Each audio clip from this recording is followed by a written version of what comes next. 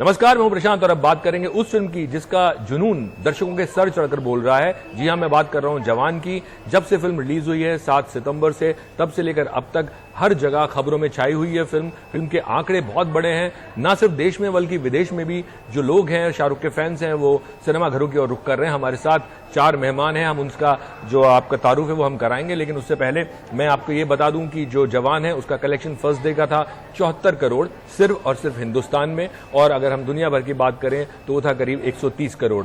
और दूसरे दिन भी जो इसका सिर्फ हम बात करें अगर हिंदुस्तान की तो वो है हिंदी में है 53 करोड़ और उसके ऊपर से 5 करोड़ और मेरे ख्याल में तो अराउंड हिंदी में 47 तो टोटल 53 करोड़ जो है वो कलेक्शन है हिंदुस्तान से सेकंड डे का।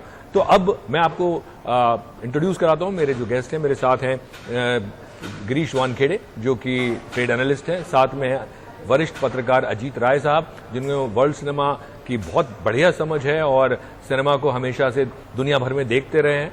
साथ में हमारे 2 दर्शक जिनमें से एक हैं ओमकार गायकवाड़ और साक्षी जैन। बहुत बहुत शुक्रिया हमसे बात करने के लिए। तो सबसे पहले तो हम बात करेंगे कि जो शाहरुख 2.0 है, जब से ब्रेक के बाद शाहरुख वापस आए हैं, ये कौन सा जादू है, क्या वजह है जो दर्शकों के सर पे सवार हो गया है, जुनून सवार हो गया है और लोग शाहरुख शाहरुख चिल्ला रहे हैं? इसका सबसे पहला कारण मैं आपको बताना चाहूंगा कि उनकी फिल्में लार्जर देन लाइफ फिल्में हैं। उनकी फिल्में मसाला एंटरटेनर है। हम लोगों ने जो कोविड के बाद फिल्में देखी थी उसमें खासकर हिंदी में बड़ी सीरियस फिल्में बन रही थी, इस तरीके की फिल्में बन रही थी जिस तरीके की ऑलरेडी ओटीटी पे मौजूद थी। तो ओटीटी चूंकि को एग्जिस्ट कर रहा था तो उसमें कुछ नयापन नहीं था। फिर जब साउथ से फिल्में हमारे तरफ आई जिसमें पुष्पा थी, उसके अलावा केजीएफ थी या आरआर थी, इन्होंने बॉक्स ऑफिस पे सारे बड़े कीर्तिमान किए और एक लार्जर देन लाइफ ऑडियंस है ये उन्होंने इख्तियार किया। पठान जो थी वो पहली फिल्म थी हिंदी फिल्म इंडस्ट्री की कोविड के बाद जिसमें वो सारा मसाला एंटरटेनमेंट था जिसकी दर्शक राह देख रहे थे, इसलिए उस फिल्म ने 524 करोड़ का बिजनेस किया और सारे ही पुराने कीर्तिमान तोड़ दिए। उसके बाद उसी के बाद जो बड़ा जो बॉक्स ऑफिस में उछाल आया जिसमें हमने रॉकी और रानी की प्रेम कहानी देखी जो सुपर हिट हो गई, फिर गदर 2 देखी जो सुपर डुपर हिट हो गई, उसके बाद हमने ओ माय गॉड देखी 2 जो कि सुपर हिट थी। तो ये जो चलन शुरू हुआ ये पठान से हुआ और उसके बाद जब हम जवान देख रहे हैं तो जवान की जब एडवांस बुकिंग खुली 6 दिन पहले यानी कि फ्राइडे को, तो उसके पहले दिन के सिर्फ एडवांस बुकिंग के टिकट 2.5 लाख थे जी, और मेरे ख्याल में एंड तक वो 5,57,000 हो गए थे और पठान के 5,56,000। तो ये सोचिए कि अगर हम एडवांस बुकिंग पे ही 5.5 लाख की टिकटें बेच चुके हैं, इसका मतलब 16 से 17 करोड़ का बिजनेस आपने एडवांस बुकिंग पर ही कर लिया है।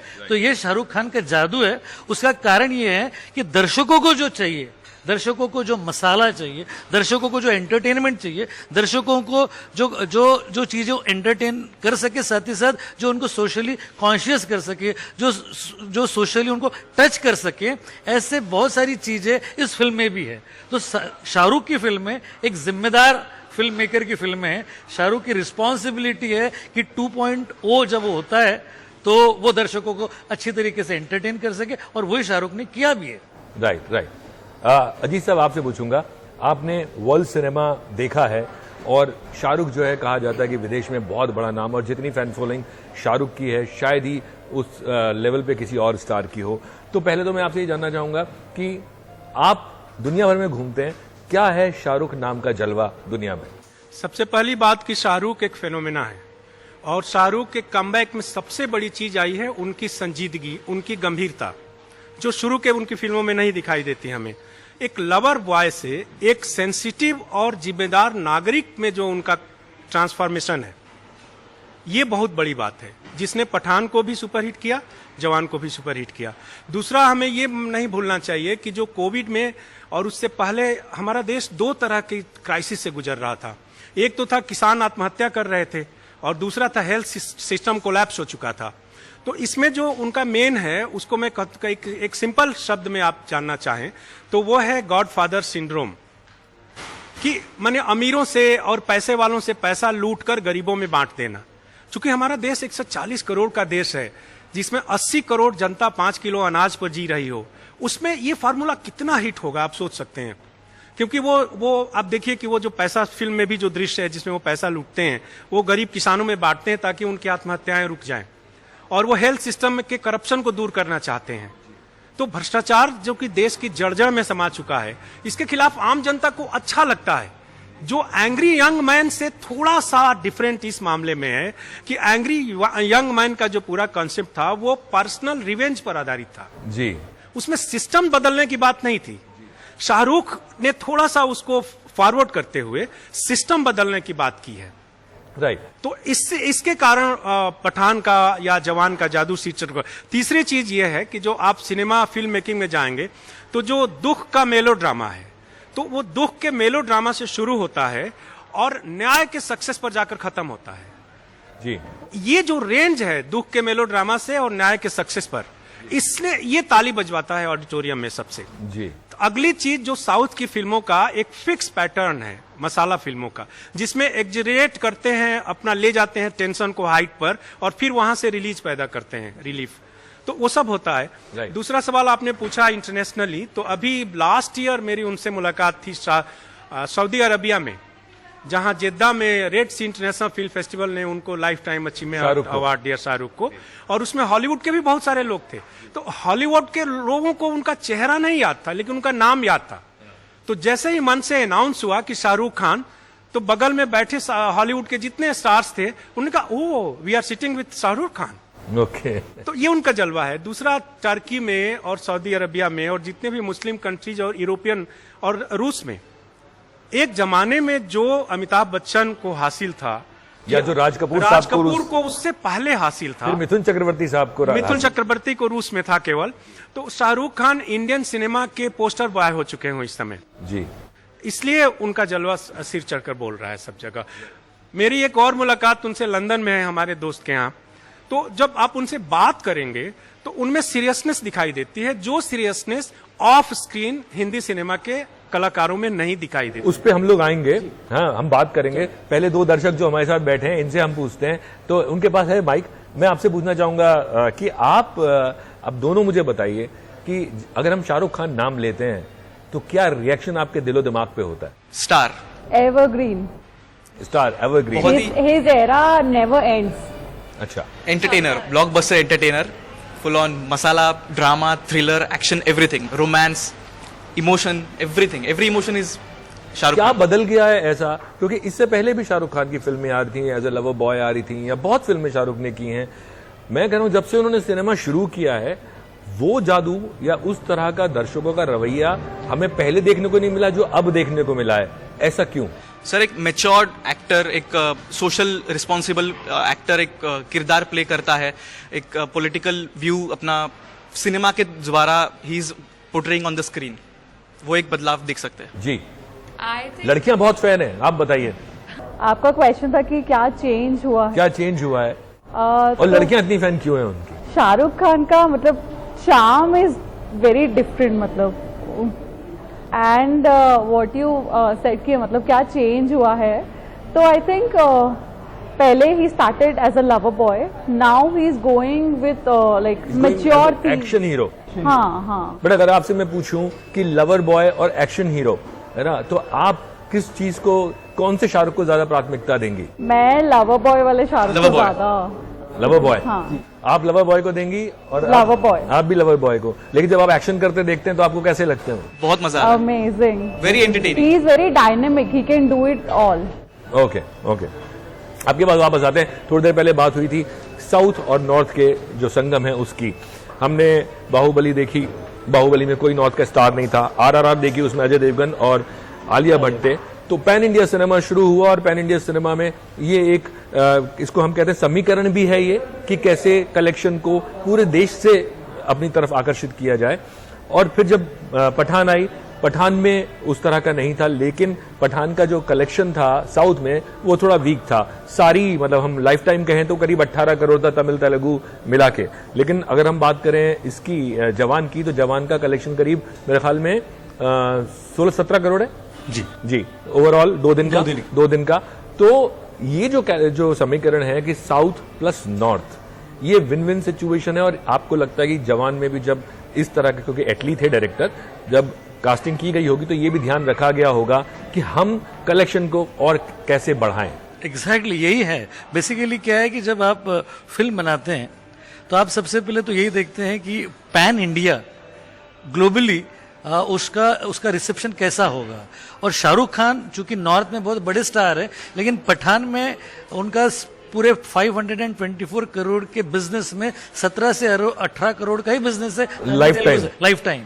तो वो बिजनेस बड़ा कम था। तो इससे इन्होंने सीख ले ली थी कि अगर हमारे फिल्म में मेन लीड एक्ट्रेस अगर साउथ से हो, अगर हमारा विलेन साउथ से हो, तो एक ऐसा प्रोजेक्ट बनता है जहां पर साउथ के लोग भी एक्साइटेड होकर उनकी अपनी फैन फॉलोइंग के कारण उसकी बुकिंग होगी, कॉर्पोरेट बुकिंग होगी। अब नयनतारा ये वहां की सुपरस्टार है, उससे विजय सेतुपति बड़े पॉपुलर एक्टर हैं। तो इस तरीके का कॉम्बिनेशन अगर आप लेते हो तो आपके लिए विन विन सिचुएशन है। और ये जो प्रथा है ये कोई नई प्रथा नहीं है, ये बहुत पहले से चल रहा है। जी, हमें याद है रजनीकांत अंधा कानून फिल्म आई थी अमिताभ बच्चन साहब की, हम में थे, गोविंदा थे और रजनीकांत भी थे। तो बहुत सारी फिल्में रजनीकांत और अमिताभ बच्चन ने साथ में इसीलिए की है जिससे कि वो साउथ की इंडस्ट्री को भी केटर कर सके।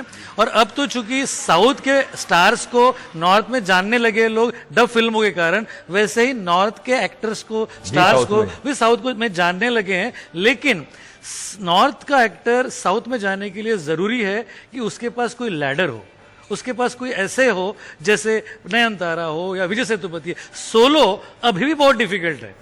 जो सोलो साउथ इंडियन एक्टर यहाँ पर आकर, अनाड़ी हमारे मुझे याद है आई थी जिसमें करिश्मा कपूर की वो डेब्यू फिल्म थी वेंकटेश वाली, तो वो चली थी। तो ऐसी इक्का दुक्का फिल्में, उसके बाद प्रतिघात भी चली थी जिसमें चिरंजीवी थे। तो ये एग्जाम्पल्स बड़े ही कम रहे।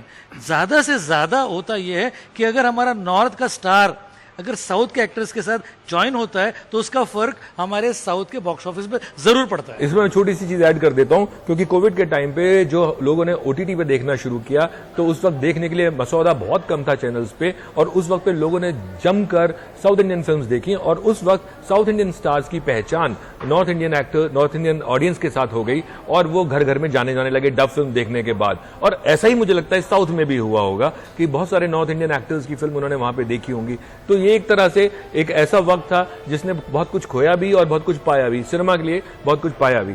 तो ये एक वजह रही कि शायद जो अब इन लोगों को समझ में आया कि नॉर्थ और साउथ का संगम हो, तो ये हुआ। सर, आपसे मैं पूछना चाहूंगा, हम एस्केपिस्ट सिनेमा की बात कर रहे थे, आप जब से कोविड के बाद शुरू हुआ है तो मुझे लग रहा है कोविड में लोग अकेले घर में बंद कैद, और उन लोगों को बहुत से लोग डिप्रेशन में भी आ गए और बहुत सारे फाइनेंशियल प्रॉब्लम्स भी हुई। सो लोग उन सब चीजों से थक गए थे, त्रस्त हो गए थे, और उसके बाद उनको एक ऐसे सिनेमा की जरूरत थी जो उनको एंटरटेनमेंट दे सके, जो उनको सपने दिखा सके, जिसको हम एस्केपिस्ट सिनेमा बोलते हैं। आपको भी ऐसा लगता है कि जब से कोविड के बाद सिनेमा आया सारी वो फिल्में चल रही हैं जो एस्केपिस्ट सिनेमा था? जी, वो क्या है ना कि साइकोलॉजी में एक टर्मिनोलॉजी है इमोशनल कैथारसिस का। तो लोगों का मन इतना भर चुका था और वो चीज बाहर एक्सप्रेस नहीं हो पा रही थी। जैसे दुख भर चुका था, जैसे गुस्सा भर चुका था, थोड़ा बहुत ईर्ष्या भी भर चुका था जैसे पॉलिटिशियंस को देखकर। फिर ये सारा इमोशनल कैथारसिस हुआ। तो हमारे इस मेन स्ट्रीम हिंदी सिनेमा ने उनको एक इमोशनल कैथारसिस दी। इसका जस्ट एक यूरोप में हुआ और बाकी इंडिया से बाहर जो अब्रॉड में हुआ कि अब्रॉड में जो आर्ट हाउस सिनेमा था वो एक सैचुरेशन पॉइंट पर पहुंच चुका था, जिसमें दुख थी, तकलीफें थी, हिस्ट्री के दंश थे। उनको एक खुशनुमा सिनेमा चाहिए था। और इस सबसे बड़े लेवल पर शाहरुख की फॉलोइंग शुरू हुई जर्मनी के स्टुटगार्ट फेस्टिवल से, जहां हिंदी सिनेमा का उत्सव होता है। और जर्मनी में शाहरुख की फिल्में जर्मन भाषा में डब करके वहां के थिएटरों में रिलीज हुई जी। और इस वहां की जनता टूट कर पड़ गई, क्योंकि एक्शन उनको हॉलीवुड से मिल रहा था लेकिन यहाँ उनको इमोशन मिल रहा था। राइट। तो शाहरुख के इमोशनल जो अदा है शाहरुख की, उसने हॉलीवुड के एक्शन को बीट कर दिया। क्या बात, सिंपल बात थी। तो उनको यहाँ, क्योंकि हॉलीवुड की सारी फिल्मों में आप देखें इमोशन थोड़ा सा उस रूप में नहीं है जो बॉलीवुड इमोशनल मेलोड्रामा रचता है, और साउथ तो बहुत बड़े लेवल पर रचता है। मैं इसमें एक चीज ऐड कर देता हूं। ये बात राजेश खन्ना साहब के लिए कही जा सकती है, आप सेकंड कीजिएगा मेरी बात, कि हिंदुस्तान में वो एक्टर जिसमें एक माँ को बेटा नजर आता हो, एक बहन को भाई नजर आता हो, एक लवर को अपना बॉयफ्रेंड नजर आता हो, वो हमेशा कामयाब है ना। और ऐसा बात राजेश खन्ना के लिए की गई थी, और वही जहां तक मुझे याद है शाहरुख खान साहब के लिए शायद यश चोपड़ा साहब ने कही थी। और ये ये बात लागू होती है और इसीलिए शाहरुख खान इतने बड़े स्टार हैं। और जिस इमोशन की आप बात कर रहे हैं, जो हॉलीवुड सिनेमा या विदेशी सिनेमा जहां मात खाता है, वहां पे शायद वहां की माओं और बहनों में भी शाहरुख को अपना बेटा या भाई नजर आता वो होगा। एक लैकिंग है। सही, आप सही कर रहे हैं, बिल्कुल सही कर रहे हैं, क्योंकि यूरोप में जो फिल्म वॉचिंग है, सिनेमा देखना है, वो एक इंडिविजुअल एक्ट है। हिंदुस्तान में वो एक फैमिली एक्ट है। जी, क्योंकि यूरोप में आपने कहीं नहीं देखा होगा कि अधिकतर परिवार के लोग अपने, एक तो वहाँ यूनिक फैमिली होती है, माने यूनिट वाली, तो वहाँ परिवार का कॉन्सेप्ट नहीं है संयुक्त परिवारों का। यहाँ पर एक परिवार जब फिल्म देखने जाता है तो इसकी इकोनॉमी 5 से 10 गुना बढ़ जाती है। जी, यूरोप में एक सिंगल इंडिविजुअल देखने जाता है तो वो एक एक रहती है। राइट। तो शाहरुख की सफलता के पीछे ये भी राज है उनकी इन सब फिल्मों का, कि वहाँ इंडिया से बाहर जितने देशों में गए, प्लस हमारे इंडिया में जितनी बड़े लेवल पर डेमोक्रेसी है, चाहे जैसी भी है, लेकिन जितनी बड़ी डेमोक्रेसी है वो बहुत सारे दुनिया के मुल्कों में नहीं है।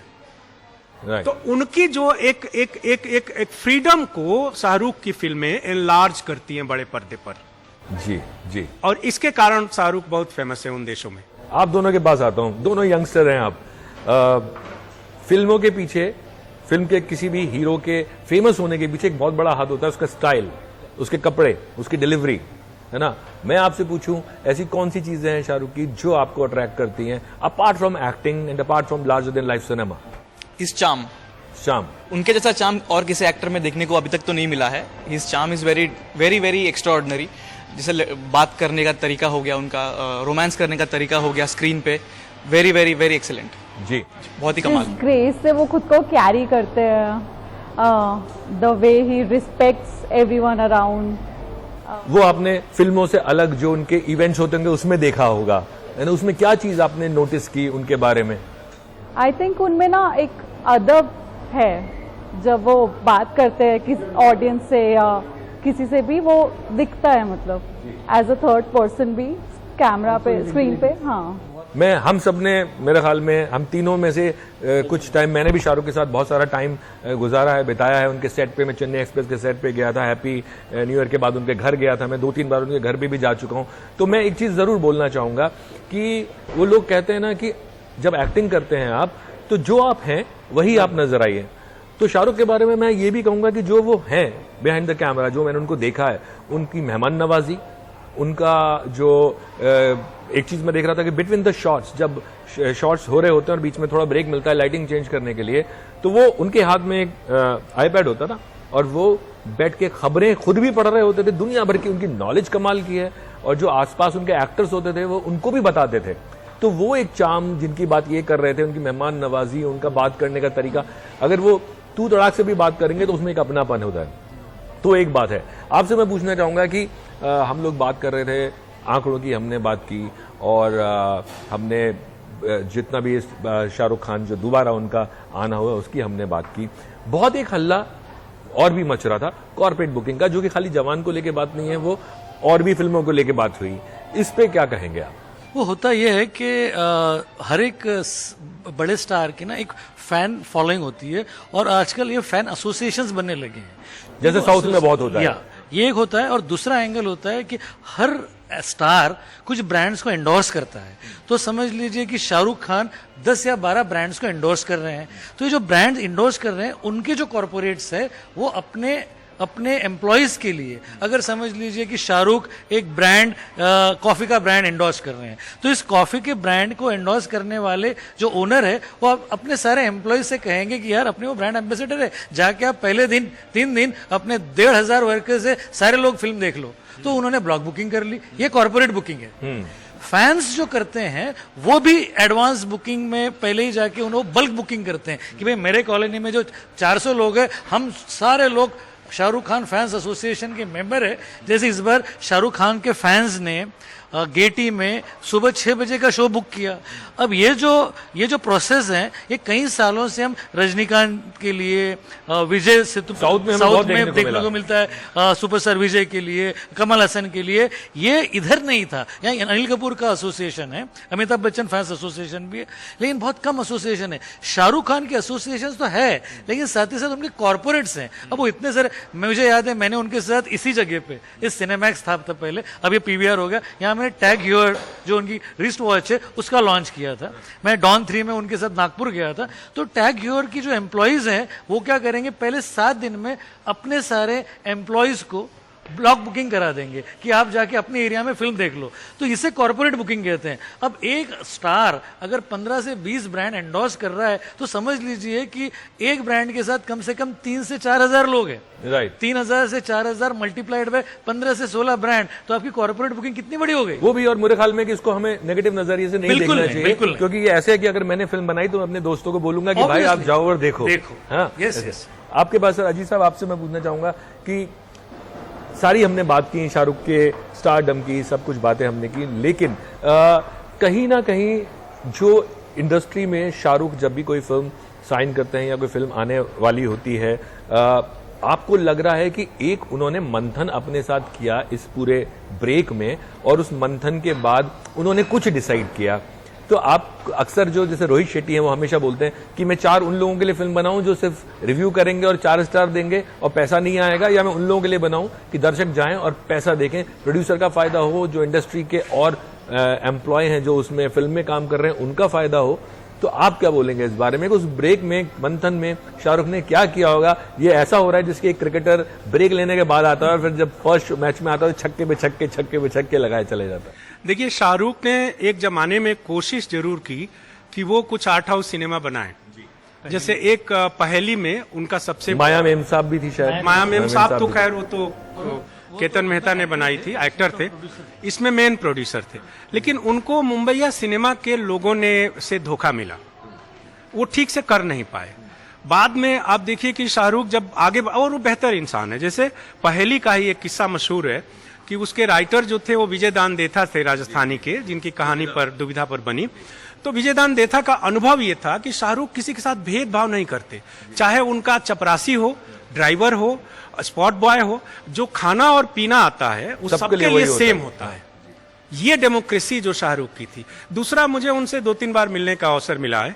जैसे हम लोग जेद्दा में मिले थे, सऊदी अरब में, तो मैं बता रहा था DDLJ के 20 साल पूरे होने पर वहां समुद्र के किनारे विराट स्क्रीन पर शो था, और जिस तरह से शाहरुख बोल रहे थे उसको लेकर, वो हाईली इंटेलेक्चुअल स्पीच थी जो हम बॉलीवुड के एक्टर से कम से कम मैं नहीं एक्सपेक्ट करता। हाँ, यहाँ पे मैं ऐड कर देता हूँ, ये जो उनकी इंटेलिजेंस है, हाँ, चाहे वो टेलीविजन पे बोले या वो किसी इवेंट पे बोले, वो जितना आपको अपनी एक्टिंग से चार्म करते हैं, उतना ही वो अपनी बातचीत अपनी इंटेलिजेंस से चार्म करते हैं।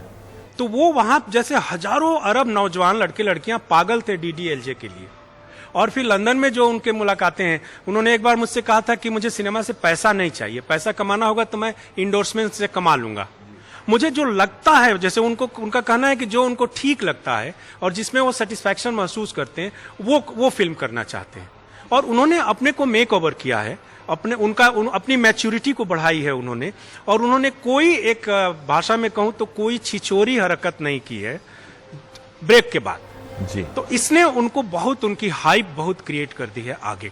क्योंकि हम खुद अपने निजी जीवन में चाहे कैसे भी हो, हमारा नायक तो सर्वगुण संपन्न होना चाहिए जी। और सबसे बड़ी बात मेरे ख्याल में ये भी है कि इतने वक्त के बाद जब वो आए, लोगों में एक भूख थी जो कि 2 फिल्म के बाद भी खत्म नहीं हो रही, अभी तीसरी डंकी आने को तैयार है ना। और मुझे लगता है वो कुछ अलग किस्म की फिल्म होगी। राजकुमार हिरानी और शाहरुख खान का मिलन है उस पिक्चर में, जो ये 2 मुंबईया सिनेमा के 2 बेस्ट टैलेंट का मिलन जी जी जी। तो इससे हमें उम्मीद है कि कुछ बहुत अच्छा निकलेगा। बिल्कुल। और मैं आपसे पूछना चाहूंगा जाते जाते कि आपने फिल्म देख ली है, कितनी बार देख ली और अभी और देखने जाएंगे क्या? मैंने 2 बार फिल्म देख चुका हूं मैं अभी, और मैं और एक बार थोड़े दिनों के बाद देखूंगा फिल्म। आप? मैंने फर्स्ट शो देखा था और ऑडियंस एकदम पागल हो गई थी। मतलब जितने भी लोग सो रहे थे शाहरुख के, सबको मजा आ रहा था। इतनी उनके हर एक लुक के बाद everybody was screaming and clapping for the. आपके घर में, आप दोनों के घर में कौन कौन फैन है? आपके मॉम, डैड, भाई, ब्रदर, सिस्टर? मैं और मेरा भाई बहुत बड़ा फैन है Shahrukh Khan ji. My mom dad both, me and my mom. एक ये लास्ट एक हम बात कर लेते हैं कि वो कहते हैं ना कि जनरेशन, पिताजी, माताजी, मे बी दादाजी, दादी जी और यंगस्टर्स सबके चहेते हैं वो। तो वो क्या एक चीज है जो सबका चहेता बनाती है उनको? ऐसा नहीं है कोई एक बोले कि नहीं शाहरुख खान ठीक नहीं है। नहीं, देखिए, जो फैन फॉलोइंग की बात है, ऐसा नहीं है कि फैन के कारण फिल्में सुपरहिट होती हैं। यदि ऐसी होती तो इम्तियाज अली वाली फिल्म सुपरहिट होती, राइट, सेजल वाली। सेजल हाँ, और उसी तरह ये दिलवाले सुपरहिट होती। और बहुत सारी फिल्में शाहरुख की फ्लॉप फिल्मों की कोई कमी नहीं है। जी जी। तो सिर्फ फैन नहीं, एक समय होता है जो आपको सुपरहिट बनाता है और आपको फ्लॉप करता है। तो यदि शाहरुख की जो सबसे बड़ी बात है वो समय के साथ चहलकदमी करना, जो एक छोटे बच्चे से भी इंटरेक्ट कर लेते हैं और एक बूढ़े दादा से भी कर लेते हैं। तो ये जो रेंज है ह्यूमन इंटरेक्शंस की, वो शाहरुख को पॉपुलर बनाती है। चलिए, बहुत बहुत शुक्रिया बात करने के लिए। और ये जो बात आपने कही है, ये रेंज कहाँ कब, मेरे ख्याल में दीवाना से शुरू हुई थी और वो अब तक वो रेंज है और वो रेंज बरकरार रहेगी आगे आने वाले टाइम में। बहुत बहुत शुक्रिया आपसे बात करने के लिए, वक्त निकालने के लिए। और मुझे लगता है कि जो वीकेंड है वो भी कमाल जाएगा, लंबा एक्सटेंडेड वीकेंड होगा। कम से कम 150 से 200 करोड़, कम से कम 200 करोड़। तो टोटल कितना हम मान के चलें? 127 तो हो ही चुका है अब तक, 200 करोड़ तो होगा ही। 200 और, तो हम करीब 450 500 के आसपास पहुंचेंगे। तो वीकेंड जो है आप 450 से 500 के आसपास लगा के चलिए, जो कि एक बहुत अच्छा आंकड़ा है। धन्यवाद। Thank you.